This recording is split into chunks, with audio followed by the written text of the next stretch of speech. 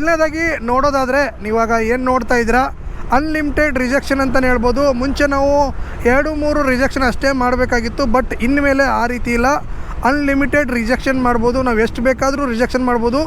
ನಾವು pre choose order subscription ಅಂತ ಹೇಳ್ಬಿಟ್ಟು, ಅಂದರೆ ನಮ್ಗೆ ಯಾವುದು ಬೇಕೋ ಆ ಆರ್ಡ್ರನ್ನ ನಾವು ಎಕ್ಸೆಪ್ಟ್ ಮಾಡ್ಕೋಬೋದು ಅಂತಲೇ ಹೇಳ್ಬೋದು. ಇನ್ಮೇಲೆ ಇಷ್ಟು ದಿವಸ ಏನಿತ್ತು ಅದಾಯಿತು, ಇನ್ಮೇಲೆ ಈ ರೀತಿ ನಾವು ಕೂಡ ಅರ್ನಿಂಗ್ ಮಾಡ್ಬೋದು. ಎಷ್ಟು ಬೇಕಾದರೂ ರಿಜೆಕ್ಟ್ಗಳನ್ನ ಮಾಡ್ಕೋಬೋದು.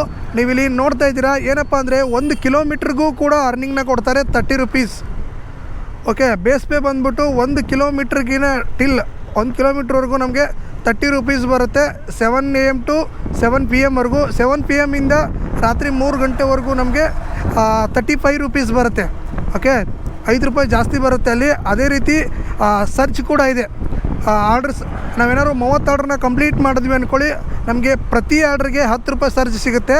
ನಾವು 20 ಆರ್ಡ್ರ್ ಏನಾದ್ರು ಕಂಪ್ಲೀಟ್ ಮಾಡಿದ್ವಿ ಅಂದರೆ ನಮಗೆ 5 ರೂಪಾಯಿ ಪ್ರತಿ ಆರ್ಡ್ರಿಗೆ ಸರ್ಚ್ ಸಿಗುತ್ತೆ.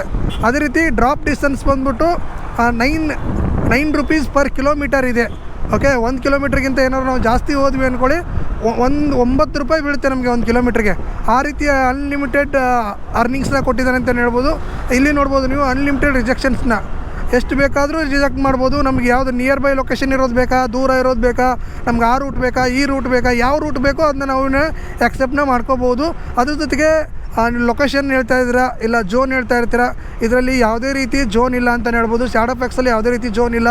ಎಲ್ಲಿ ಬೇಕಾದರೂ ನೀವು ಆನ್ ಮಾಡ್ಬೋದು. ಯಾವ ಲೊಕೇಶನ್ ಬೇಕಾಗೋದ್ರೂ ಲಾಗಿನ್ ಆಗ್ಬೋದು, ಯಾವ ಲೊಕೇಶನ್ಗೆ ಹೋಗ್ಬೋದು ಆಫ್ಲೈನ್ಗೆ ಹೋಗ್ಬೋದು. ಆರಾಮಾಗಿ ಇದರಲ್ಲಿ ಅರ್ನಿಂಗ್ಸ್ನ ಮಾಡ್ಬೋದು.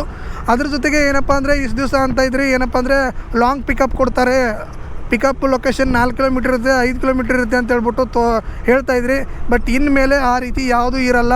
ಶಾರ್ಟ್ ಡಿಸ್ಟೆನ್ಸ್ ಪಿಕಪ್ಗಳು ಬರುತ್ತೆ, ಶಾರ್ಟ್ ಡಿಸ್ಟೆನ್ಸ್ ಡ್ರಾಪ್ಗಳು ಬರುತ್ತೆ, ಎಲ್ಲ ಲಾಂಗ್ ಡಿಸ್ಟೆನ್ಸ್ ಡ್ರಾಪು ಬರುತ್ತೆ. ನೀವು ಯಾವ್ದು ಬೇಕೋ ಅದನ್ನ ಆರಾಮಾಗಿ ತೊಗೊಂಡು ನಿಮಗೆ ಯಾವ್ದು ಬೇಕೋ ಅದು ಅರ್ನಿಂಗ್ಸ್ನ ಮಾಡ್ಕೋಬೋದು.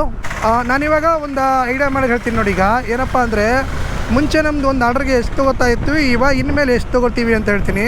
ನಾವೇನಾದರೂ 6 ಕಿಲೋಮೀಟ್ರ್ ಏನಾದ್ರು ಹೋದರೆ ಮುಂಚೆ ನಾವು 65 ರೂಪಾಯಿ ತೊಗೋತಾ ಇದ್ವಿ, ಇನ್ಮೇಲೆ ನಾವು 85 ರೂಪಾಯಿ ತೊಗೋಬೋದು. ಅದೇ ರೀತಿ 5 ಕಿಲೋಮೀಟ್ರ್ ಹೋದರೆ 57 ರೂಪಾಯಿ ತೊಗೋತಾ ಇದ್ವಿ, ಇನ್ಮೇಲೆ 75 ರೂಪಾಯಿ ತೊಗೋಬೋದು. 4 ಕಿಲೋಮೀಟ್ರ್ ಏನಾದ್ರು ಹೋಗಿ ಡ್ರಾಪ್ ಏನಾದ್ರು ಮಾಡಿದ್ವಿ ಅಂದರೆ ನಾವು 49 ರೂಪಾಯಿ ತೊಗೋತಾ ಇದ್ವಿ, ಇನ್ಮೇಲೆ 65 ರೂಪಾಯಿ ತೊಗೋತಾ ಇರೋದು. 1 to 1.5 ಇಂಥ ಜಾಸ್ತಿನೇ ಅಂತಲೇ ಹೇಳ್ಬೋದು. ಅರ್ನಿಂಗ್ಸು ಚೆನ್ನಾಗಿ ಕೊಡ್ತಾ ಇದ್ದಾರೆ ಇವಾಗ. ಅದು ಅಲ್ಲದೆ ಬ್ಯಾಕ್ ಟು ಬ್ಯಾಕ್ ಆರ್ಡ್ರ್ಗಳು ಕೂಡ ಇದ್ದಾವೆ. ಮತ್ತೇನಪ್ಪ ಅಂತಂದರೆ ಬ್ಯಾಕ್ ಟು ಬ್ಯಾಕ್ ಆರ್ಡ್ರ್ ಇದ್ದಾವೆ. ಅಕಸ್ಮಾತ್ ಏನಾದ್ರು ನಮಗೆ ಪ್ರಾಬ್ಲಮ್ ಆದರೆ, ಸ್ಯಾಡೋಫ್ಯಾಕ್ಸಲ್ಲಿ ಏನಾದ್ರು ಪ್ರಾಬ್ಲಮ್ ಆದರೆ ಕಸ್ಟಮರ್ ಸಪೋರ್ಟು ಕೂಡ ತುಂಬ ಚೆನ್ನಾಗಿದೆ. ನಾವಿವಾಗ ಏನಾದ್ರು ಪ್ರಾಬ್ಲಮ್ ಆಯಿತು ಅಂದ್ಕೊಡಿ, ಆ ಟಿಕೆಟ್ನ ರೈಸ್ ಮಾಡಿದ್ರೆ ಕಸ್ಟಮರ್ಸ್ ಅವರಾಗೆ ಕಾಲ್ ಮಾಡ್ತಾರೆ.